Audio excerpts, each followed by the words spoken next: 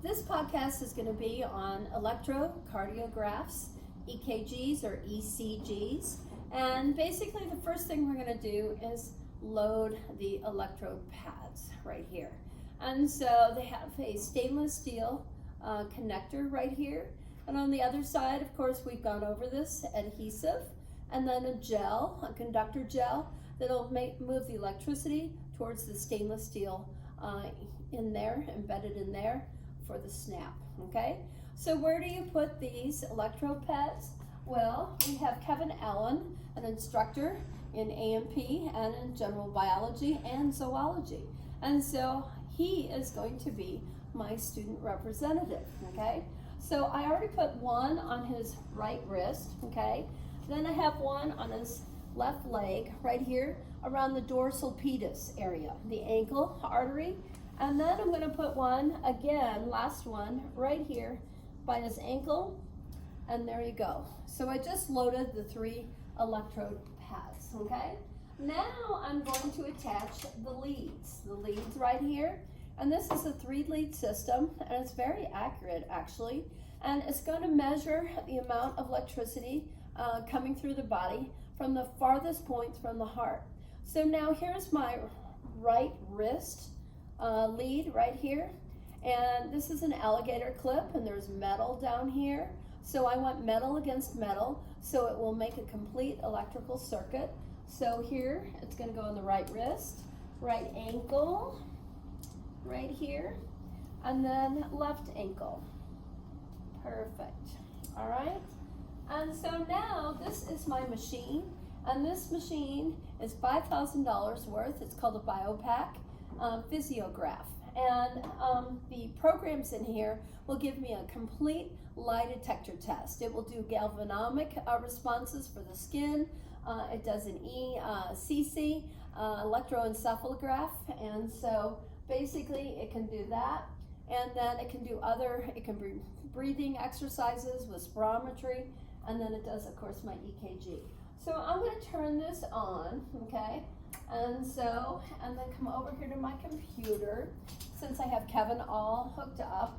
And then I'm going to pick my BioPack right here program, and it's number 5 right here, number 5. And so here it is, and then I'm going to put Kevin's name in here. Okay, so now the first thing I'm going to do is I'm going to calibrate to make sure all my leads and electrode pads are working.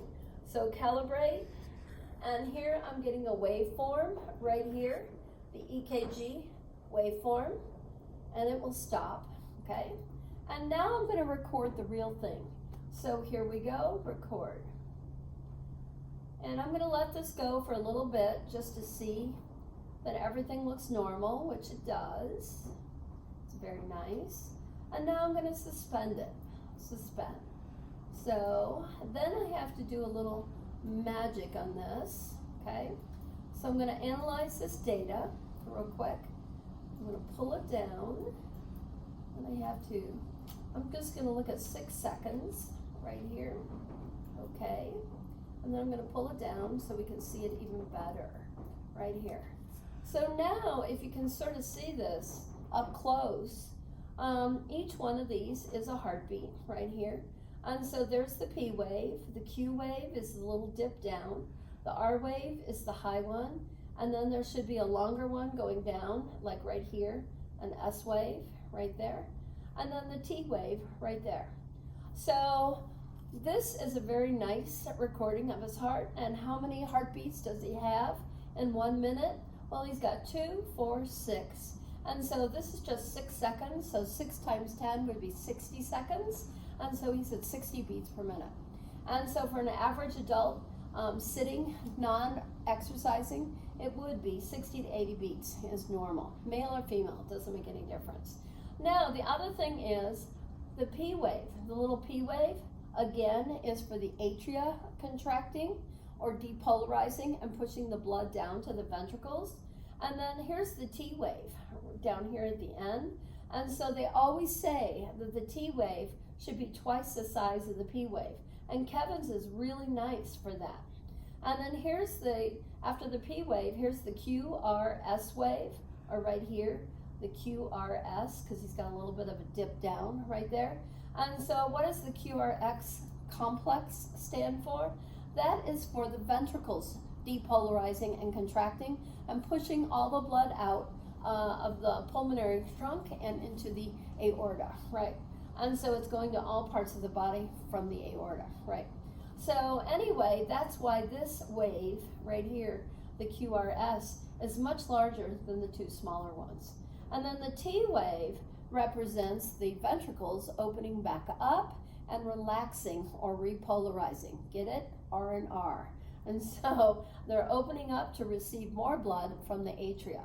So you're saying, well, Deb, where in this pattern, where do the atria open up and relax? Well, the atria, remember, are very small chambers or areas, spaces in the top of the heart, and they do relax. They do open up after the P wave, but you can't see it. It's not recorded, at least not with this system, because when they open up, it doesn't create a lot of electricity, and it happens during the QRS, right, the QRS wave.